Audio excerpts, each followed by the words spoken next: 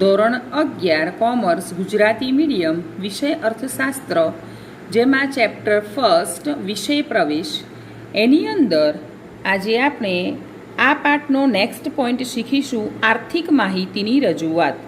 વિદ્યાર્થી મિત્રો, આર્થિક અભ્યાસોમાં સિદ્ધાંત કે માહિતીની રજૂઆત 3 રીતે થાય છે. પહેલું ભાષા દ્વારા, વર્ણનાત્મક રીતે. બીજું આંકડાઓ દ્વારા અને ત્રીજું આકૃતિ દ્વારા એટલે કે પ્રતિકાત્મક રીતે. પહેલું સમજીશું માંગના નિયમમાં. આપણે સમજીશું કે વસ્તુની કિંમતમાં ઘટાડો થવાથી વસ્તુની માંગમાં વિસ્તરણ થાય છે.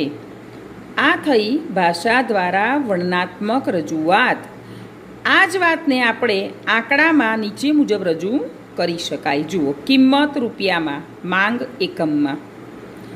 જ્યારે કોઈ વસ્તુની કિંમત 20 રૂપિયા હોય ત્યારે તેની માંગ 20 એકમ હોય. જ્યારે કિંમત 15 રૂપિયા હોય તો માંગ 40 એકમ હોય. જ્યારે કિંમત રૂપિયા 10 હોય ત્યારે માંગ 60 એકમમાં હોય. અને જ્યારે કિંમત રૂપિયા 5 હોય ત્યારે માંગ 80 એકમમાં થાય. વિદ્યાર્થી મિત્રો, જેમ વસ્તુનો ભાવ ઓછો હોય એમ વસ્તુ લોકો વધારે માંગે.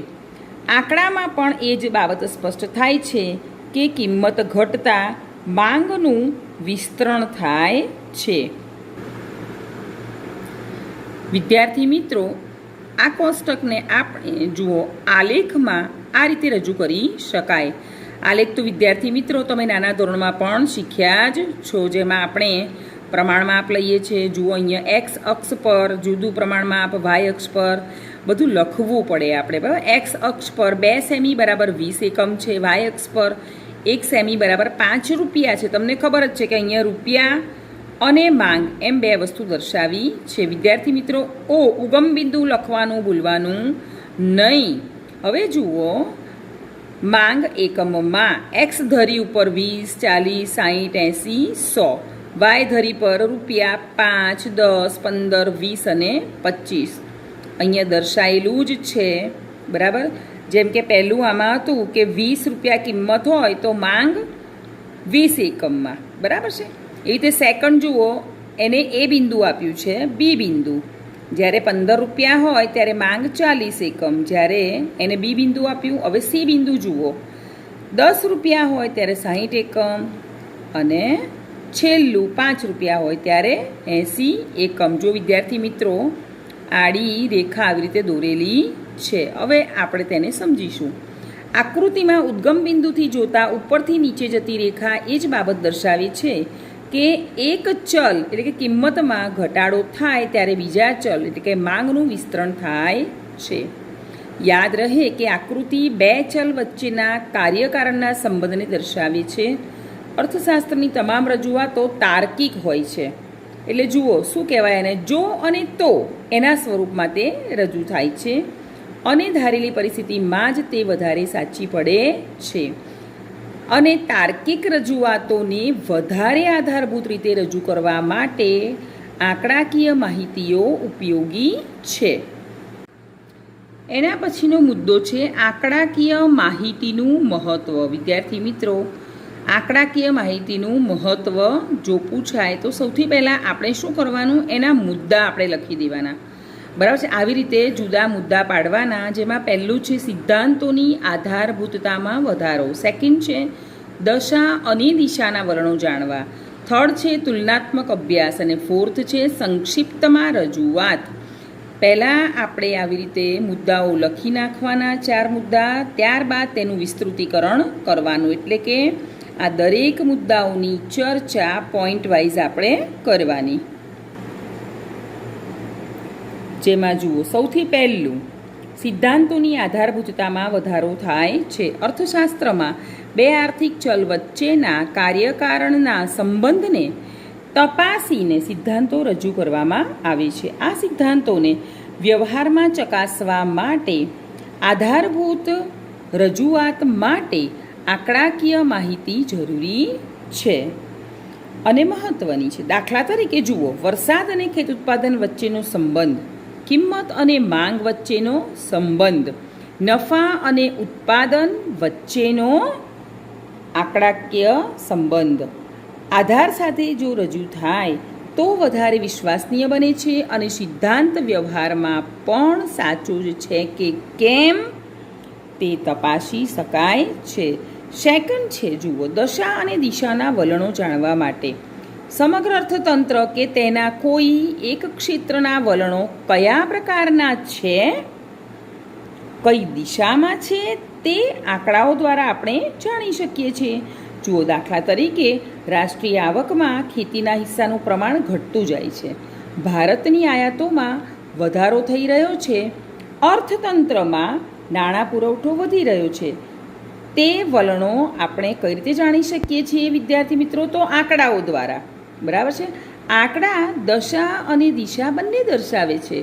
અર્થતંત્ર કઈ દિશામાં જઈ રહ્યું છે, કયા દેશ સાથે તેનો આર્થિક વ્યવહારો વધી રહ્યા છે, નથી વધી રહ્યા, કેટલા વધી રહ્યા છે, કયા ક્ષેત્રમાં ઉત્પાદન વધી રહ્યું છે, કયું ક્ષેત્ર રોજગારી આપી રહ્યું છે, આ તમામ દિશા આંકડાકીય માહિતી પરથી જાણી શકાય છે. નેક્સ્ટ છે તુલનાત્મક અભ્યાસ માટે. આંકડાકીય માહિતીનો ઉપયોગ તુલનાત્મક અભ્યાસ માટે ખૂબ જ ઉપયોગી સાબિત થાય છે. સ્થળ અને સમયની રીતે તુલના આંકડાઓ દ્વારા જ થાય છે. ભારતમાં જ 1951ની તુલનામાં 2015માં આપણે ત્યાં આર્થિક ક્ષેત્રે કેટલા પ્રમાણમાં ફેરફાર થયા તથા દુનિયામાં અમેરિકા, ચીન, બ્રિટનની તુલનામાં આપણે ક્યાં છીએ તે જાણવા માટે આંકડાકીય રજૂઆત અગત્યની બને છે. સંક્ષિપ્તમાં રજૂઆત માટે નેક્સ્ટ પોઈન્ટ છે, આર્થિક અભ્યાસોમાં લાંબા વર્ણનો કરતાં આર્થિક બાબતોની સંક્ષિપ્ત અને પ્રતિકાત્મક રજૂઆત માટે આંકડાકીય માહિતી અને આલેખો ખૂબ જ મહત્ત્વના છે. સામાન્ય માણસ પણ સમજી શકે તે રીતે રજૂ થતી આંકડાકીય માહિતી તુલનાત્મક વલણો અને સિદ્ધાંતની સચોટ છતાં ટૂંકમાં રજૂઆત કરે છે અને આલેખો પ્રથમદર્શીય સમજૂતી આપે છે.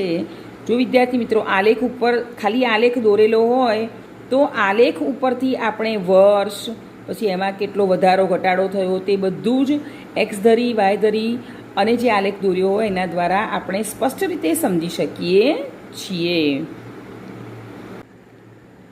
એના પછીનો મુદ્દો આપણે જોઈશું, આંકડાકીય માહિતીને આકૃતિ કે આલેખમાં રજૂ કરતી વખતે ધ્યાનમાં રાખવાની બાબતો. જુઓ, એમાં 3 બાબતો છે. પહેલું વિશ્વસનીય પ્રાપ્તિ સ્થાન, બીજું છે સ્વતંત્ર અને પરતંત્ર ચલ, ત્રીજું છે સ્કેલ માપની પસંદગી કરવી. ફર્સ્ટ જોઈશું આપણે વિશ્વસનીય પ્રાપ્તિ સ્થાન. આર્થિક સિદ્ધાંતો કે તારણો જેના આધારે આપવામાં આવ્યા છે તે આંકડાકીય માહિતીના પ્રાપ્તિ સ્થાન વિશ્વસનીય અને સર્વસામાન્ય હોય તે ઇચ્છનીય છે. સેકન્ડ જોઈશું સ્વતંત્ર અને પરતંત્ર ચલ. 2 કે તેથી વધુ ચલો વચ્ચેનો સંબંધ આલેખ કે આકૃતિમાં રજૂ થાય ત્યારે યાદ રાખવું જોઈએ કે સ્વતંત્ર ચલોને આડી ધરી પર અને આધારિત ચલોને પરતંત્ર ચલને ઊભી ધરી પર માપવામાં આવે છે. ત્રીજું છે સ્કેલ માપની પસંદગી કરવી. આંકડાઓને આકૃતિમાં યોગ્ય રૂપમાં ગોઠવવા માટે યોગ્ય સ્કેલ માપ મેળવવા પડે છે. દાખલા તરીકે સમયને લગતી બાબત હોય તો 10 વર્ષ માટે એક સ્કેલ નક્કી કરીને તેની રજૂઆત થાય છે. એકવાર જે સ્કેલ માપ નક્કી કરો કે આપણે રજૂઆતમાં જાળવવું પડે છે. દાખલા તરીકે 1 ઇંચ બરાબર 5 વર્ષ નક્કી કરો, પછી દરેક 5 વર્ષનો વધારો બતાવવા માટે પણ 1 ઇંચ પ્રમાણે આગળ વધવું પડે. મોટી આંકડાકીય માહિતીને આકૃતિમાં ટૂંકમાં રજૂ કરતી વખતે જે તે ધરી પર જો કૌંસમાં એસએસની નિશાની કરવામાં આવે છે. આના પછીનો નેક્સ્ટ મુદ્દો છે આંકડાકીય માહિતીની આકૃતિ કે આલેખમાં રજૂઆત. જુઓ કઈ રીતે કરી શકાય છે? તો 3 રીતે કરી શકાય છે. પહેલું સ્તંભાકૃતિ દ્વારા, બીજું પાસેની સ્તંભાકૃતિ અને ત્રીજું વૃત્તાંશ આકૃતિ. આ ત્રણેયને જુદા જુદા આલેખો દ્વારા હું તમને સમજાવીશ. સૌથી પહેલું છે સ્તંભાકૃતિ. આકૃતિમાં આધારિત ચલ ઊભી ધરી પર આપવામાં આવ્યો હોય છે, સ્વતંત્ર ચલ આડી ધરી પર આવેલ છે અને તેના પરિવર્તનમાં સમયનો ગાળો છે. દાખલા તરીકે ઘઉંનું દર વર્ષે ઉત્પાદન કેટલું થયું તેના આંકડા આપણી પાસે હોય તો સ્તંભાકૃતિમાં તે દર્શાવી શકાય છે. જો વિદ્યાર્થી મિત્રો અહીં એક કોષ્ટક આપેલું છે, ભારતમાં ઘઉંનું ઉત્પાદન વર્ષ અને ઉત્પાદન લાખ ટનમાં. જુઓ 1970થી 71માં 23.8 લાખ ટન, 1980થી 81માં 36.3 લાખ ટન, 1990થી 91માં 55.1, 2000થી 2001માં 69.7, એવી રીતે 2010થી 11માં 86.9. હવે આપણે આને સ્તંભાકૃતિમાં રજૂઆત કરીશું આ માહિતીની. જુઓ વિદ્યાર્થી મિત્રો, અહીંયા પ્રમાણમાપ એક્સ અક્ષ વર્ષ, વાય અક્ષ 0.5 સેમી બરાબર 10 લાખ ટન. જુઓ બરાબર, ઉત્પાદન લાખ ટનમાં. વિદ્યાર્થી મિત્રો, આલેખથી તમે સૌ પરિચિત જ છો, હમણાં પણ મેં તમને કહ્યું બરાબર. નીચે એક્સ ધરી પર વર્ષ દર્શાવ્યા છે, વાય ધરી પર ઉત્પાદન લાખ ટનમાં દર્શાવ્યું છે. જુઓ 1970થી 71, એમાં કેટલું છે? 23.8. જો વિદ્યાર્થી મિત્રો અહીંથી 10થી 20, 20થી 30 જે રીતે કર્યું છે બરાબર. હવે જુઓ 20થી 30 એટલે 20ની ઉપર 3 લીટી જેટલું બરાબર 23.8 આવી રીતે ઉપર લખવાનું વિદ્યાર્થી મિત્રો, જેથી કરીને જે વ્યક્તિ તપાસનાર હોય એ વ્યક્તિ તમારું બરાબર વિશ્લેષણ કરી શકે. આ રીતે આપણે આલેખ આપણી નોટની અંદર દોરીશું. બરાબર છે. જુઓ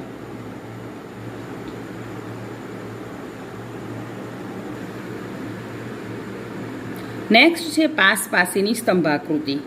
જ્યારે સ્વતંત્ર ચલ એક અને આધારિત ચલ બે કે તેથી વધારે હોય તો પાસ પાસેની સ્તંભાકૃતિ સારી રીતે માહિતીને રજૂ કરે છે. દાખલા તરીકે ભારતમાં અક્ષર જ્ઞાનનો વધારો, જેમાં સમયનું પરિબળ એક જ છે અને બદલતા ચલમાં સ્ત્રી સાક્ષરતા દર, પુરુષ સાક્ષરતા દર ને કુલ સાક્ષરતા દર એમ 3 બાબતો છે. જુઓ અહીંયા કોષ્ટક આપેલું છે.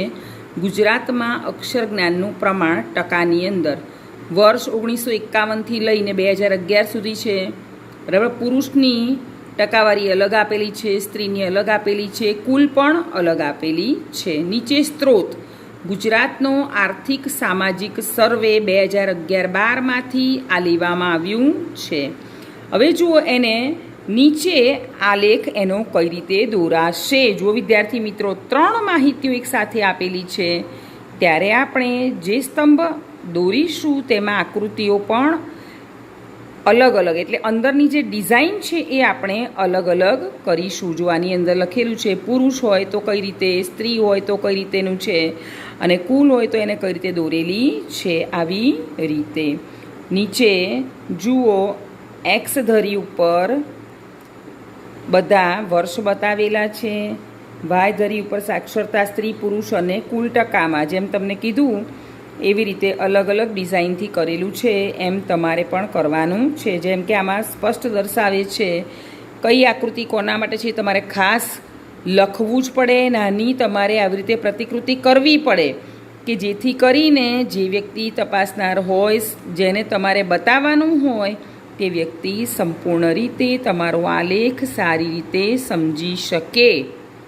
ત્રીજું છે વૃત્તાંશ આકૃતિ. સમગ્ર વર્તુળ એક સમષ્ટિ છે અને તેના ભાગ એક બાબત છે તેમ દર્શાવાય ત્યારે વૃત્તાંશ આકૃતિ બને છે. વૃત્તાંશ આકૃતિ આપણે ધોરણ 8માં પણ વિદ્યાર્થી મિત્રો શીખી ગયા છીએ, એટલે તમને કદાચ હું માનું છું કે થોડું ઘણું યાદ હશે. 8મા ધોરણમાં તમારે વૃત્તાંશની આકૃતિ દ્વારા દાખલાઓ આવતા હતા અને જે તમે સારી રીતે શીખેલા છો. વૃત્તાંશ એટલે વર્તુળનો અંશ. દાખલા તરીકે ભારતની રાષ્ટ્રીય આવકમાં 3 મહત્વના ક્ષેત્રોનો ફાળો નીચે મુજબ છે. જુઓ ક્ષેત્ર અને ટકા. કયા કયા ક્ષેત્રો? તો કે ખેતી ક્ષેત્ર, ઉદ્યોગ ક્ષેત્ર અને સેવા ક્ષેત્ર. ટકા ખેતી ક્ષેત્રના 13.9, ઉદ્યોગ ક્ષેત્રના 26.2 અને સેવા ક્ષેત્રના 59.9. હવે જો વિદ્યાર્થી મિત્રો વૃત્તાંશ આકૃતિ દ્વારા કઈ રીતે બતાવ્યું છે. જુઓ આની અંદર પણ જે ખેતી ક્ષેત્રમાં જુદી ડિઝાઇન એટલે કે આડી લીટીઓ કરેલી છે, ઉદ્યોગ ક્ષેત્રમાં ડેશ ડેશ ડેશ ડેશ અને સેવા ક્ષેત્ર. વિદ્યાર્થી મિત્રો આની અંદર આવી રીતે તમારે લોકોને અલગ દર્શાવી દેવું પડે બરાબર. એક મોટું વર્તુળ દોરવું પડે બરાબર છે, અને તે રીતે એના ભાગ પ્રમાણે જ દોરવું પડે. ભાગ વગર દોરો તો તમારી વૃત્તાંશ આકૃતિ આખી ખોટી આવે, એક વર્તુળ દોરી દો, બરાબર છે. પછી એના ભાગ પ્રમાણે તમારે આ રીતે અલગ અલગ ડિઝાઇનો દ્વારા તેને દર્શાવવાનું હોય છે. સ્ત્રોત ક્યાંથી છે તો કે ભારતનો આર્થિક સર્વે ક્યારે થયો હતો? 2014-15માં, બરાબર છે. આમ આલેખ દ્વારા આંકડાકીય માહિતી સરળતાથી સમજાવી શકાય છે. નેક્સ્ટ મુદ્દો આપણો આવશે અર્થશાસ્ત્ર વિષયનું મહત્ત્વ. વિદ્યાર્થી મિત્રો, આની અંદર પણ મેં તમને જેમ કીધું આગળ તેમ આપણે મુદ્દાઓ લખી લઈશું અને ત્યાર પછી તેની ચર્ચા 2 કે 3 લીટીમાં કરીશું. જુઓ, અર્થશાસ્ત્ર વિષયનું મહત્ત્વ.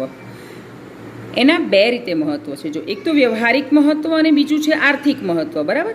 વ્યવહારિક મહત્ત્વમાં અમુક મુદ્દાઓનો સમાવેશ થાય છે અને આર્થિક મહત્ત્વમાં અમુક મુદ્દાઓનો સમાવેશ થાય છે, જે આપણે આવી રીતે લખીશું, બરાબર. નોટમાં પહેલાં આવી રીતે લખવાનું છે અને ત્યારબાદ જ નીચે દરેક પોઈન્ટ પ્રમાણે તેની અંદર તમારે સમજ મળે તે રીતે લખાણ લખવાનું છે.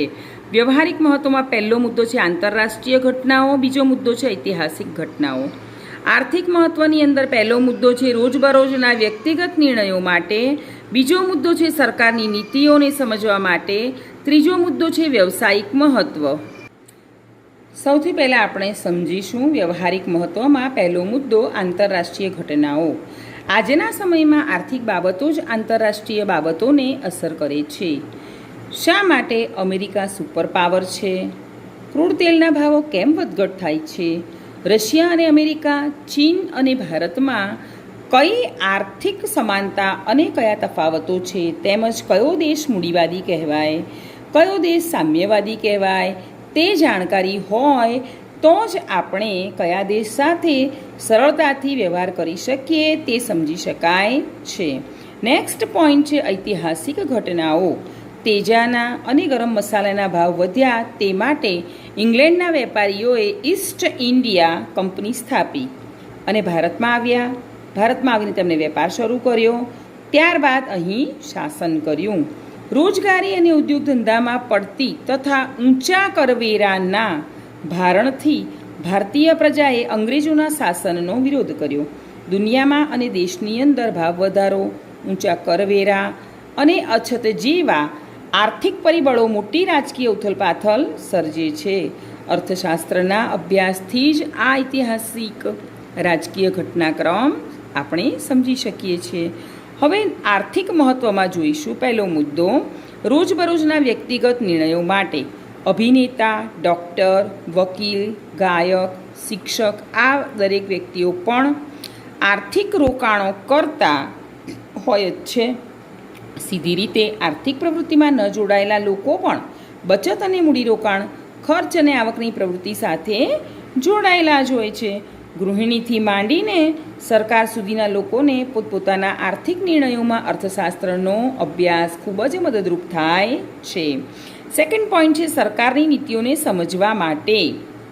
ભારત જેવા દેશમાં સરકારની નાણાં નીતિ તથા રાજકોષીય નીતિ કે સમગ્ર આર્થિક નીતિ આપણા રોજબરોજના જીવન પર ગંભીર અસરો સર્જી શકે છે. માટે અર્થશાસ્ત્રનો અભ્યાસ આ નીતિઓને સમજવામાં તથા તે મુજબ આપણા નિર્ણયો બદલવામાં મદદરૂપ થાય છે. કઈ રીતે વિદ્યાર્થી મિત્રો? તો જુઓ, દાખલા તરીકે રિઝર્વ બેંકના રેપો રેટના ફેરફારો મુજબ આપણે બચત અને રોકાણના નિર્ણયો કરવા જોઈએ.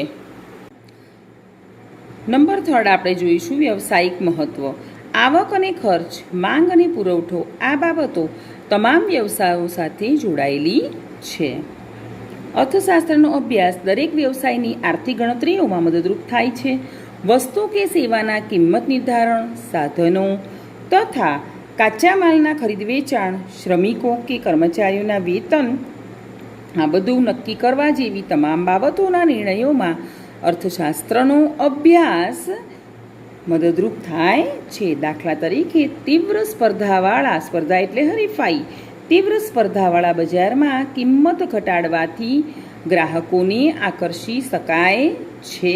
જો વિદ્યાર્થી મિત્રો, જ્યારે વસ્તુની કિંમત ખૂબ જ ઓછી હોય ત્યારે ગ્રાહકો તે વસ્તુ ખરીદવા માટે વધારે આકર્ષાય છે. અર્થશાસ્ત્ર મૂળભૂત રીતે આર્થિક નિર્ણયો કરવામાં મદદરૂપ થતું શાસ્ત્ર છે અને તેનું વ્યવસાયિક મહત્ત્વ છે. આર્થિક જગતમાં માણસના મુખ્ય 3 સ્વરૂપ છે. પહેલું, ગ્રાહક તરીકે. જો આપણે જ્યારે કોઈ વસ્તુ ખરીદવા માટે જઈએ છીએ ત્યારે આપણે ગ્રાહક છે. બીજું, ઉત્પાદક તરીકે. જ્યારે આપણે કોઈ વસ્તુનું ઉત્પાદન કરીએ છીએ ત્યારે ઉત્પાદક તરીકે. અને શ્રમિક તરીકે, જ્યારે શ્રમ કરીએ છીએ, કોઈ કામ કરીએ છીએ. આ ત્રણેય સ્વરૂપમાં તેણે ઓછામાં ઓછું ચૂકવીને વધુમાં વધુ લાભ મેળવવાનો પ્રયત્ન કરવાનો છે અને આર્થિક સિદ્ધાંતો તેને અહીં મદદ કરે છે. જો વિદ્યાર્થી મિત્રો, હવે અહીં પાઠ પહેલો તમારો પૂરો થઈ ગયો. આશા રાખું છું કે તમને દરેકને આની અંદર દરેક મુદ્દાને કઈ રીતે લખવા, કઈ રીતે એને સમજાવવા, તમારે 1 કે 2 લીટીની અંદર કઈ રીતે તમારે એને સમજૂતી આપવી, એ રીતે લખવાનું, એ બધું હવે તમને સમજણ પડી ગઈ હશે. હવે તમારે તમારી નોટની અંદર સ્વાધ્યાયમાં MCQs છે, જુઓ. પછી MCQs, પછી VSQs હોય છે, બરાબર છે? જુઓ, સ્વાધ્યાયની અંદર આવી રીતે MCQs છે, પછી VSQs એટલે વેરી શોર્ટ ક્વેશ્ચન્સ. એક વાક્યમાં જવાબ આપો, પછી ટૂંકમાં જવાબ આપો, પછી મુદ્દાસર જવાબ આપો. આ બધું તમારે તમારી નોટમાં લખી લેવાનું છે. આ દરેક પ્રશ્નોની ચર્ચા મેં મુદ્દા સહિત તમને લોકોને બતાવી છે અને સમજાવી છે. તે પ્રમાણે તમારે તમારી નોટમાં લખવાનું રહેશે. Thanks dear students.